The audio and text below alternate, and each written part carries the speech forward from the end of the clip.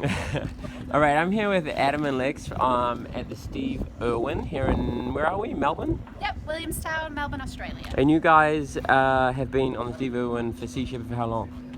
I've been with the Sea Shepherd for about 10 years now, but I've been on board the ships for the last 6 years. And you, Adam? Yeah, I've been with Sea Shepherd 4.5 years. And so what is Sea Shepherd's key purpose? Well, Sea Shepherd's role is to take on legal activities across the globe that are destroying and impacting our marine life, particularly targeting the most extreme, most damaging activities that other NGOs or nations are refusing or unwilling to take on, such as illegal whaling in the Southern Ocean, such as policing illegal activities off the coast of West Africa, illegal fishing activities in the Gulf of Mexico. How much is it about preventing extinction? Is that something we still worry about? Because we've had these campaigns for 20, 30 years, right?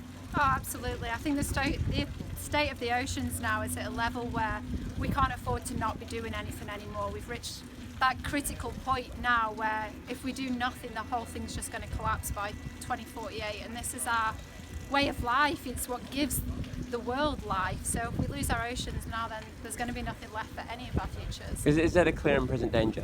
Absolutely, clear and present danger, yeah. And so how do you guys divide your time? You got what, 5 ships? We do, So, yeah. so how do you create a priority?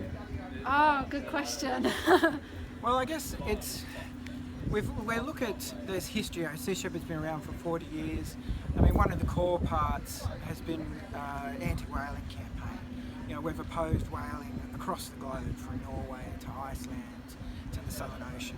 So our campaign, which we've run 11 campaigns in the Southern Ocean, has been a real foundational part of the org. But then, you know, there are other places around the world where we're made aware of, or we're able to have partnerships, such as in Liberia or in Gabon, to assist with some real major threats to the ocean ecosystem there. So, you know, we're a very small organisation. We run a very tight ship, so to speak, and we try and maximise our resources to get the results, which, you know, year after year, we show we get the results. As well as protecting whaling, do you have campaigns about other forms of marine life? Yep, so in 2014, the international... Sorry, I said protecting whaling. I mean combating whaling. Combating whaling, yeah. In 2014, the International Court of Justice ruled against the Japanese whaling fleet. And as a response to that, they pulled out of doing their whaling operations for that year, which gave us kind of an opportunity to expand our operations a bit more in the Southern Ocean. So we ended up doing a campaign called Operation Icefish, which was down there to protect Patagonian Antarctic toothfish. There were 6 bandit vessels that were operating down there, completely like in the shadowlands of Antarctica, where they were illegally taking Patagonian Antarctic toothfish.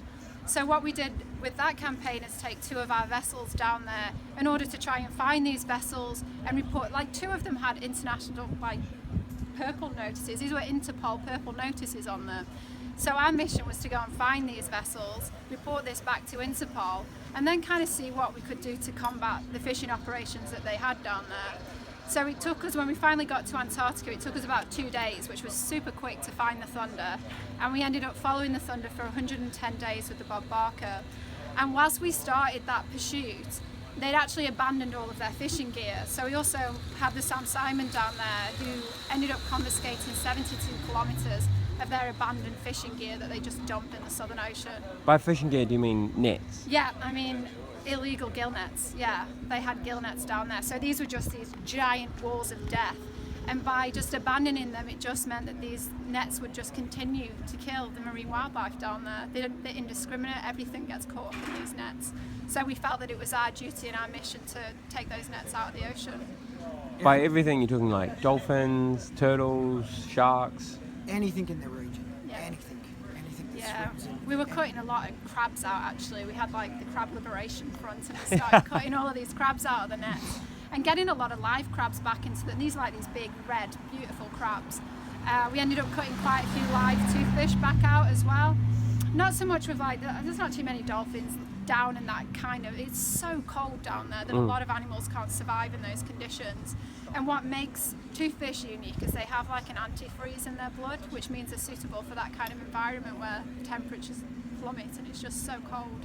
What can people do to help Sea Shepherd or get involved in marine conservation? Oh, look, there's a whole range of ways that people can support our crew and our ships in the front line. I mean, everything from buying some merch to donating to volunteering yourselves, so people can join the local chapter of Sea Shepherd. We've got chapters all around the world, and volunteer. We do beach cleanups, we run stalls to help educate people on what's happening to a marine environment. So there's a real diverse way that people can engage and help our ecosystem. Is there anything you guys want to finish on? I guess the core thing about Sea Shepherd is, again, we fill a role that no other NGO does. It's a marine law enforcement role. We go to places where others don't. We police and take on issues that no one else will, and we get results. Hey, thanks so much for what you do. I really appreciate it. I mean, like, humanity appreciates you.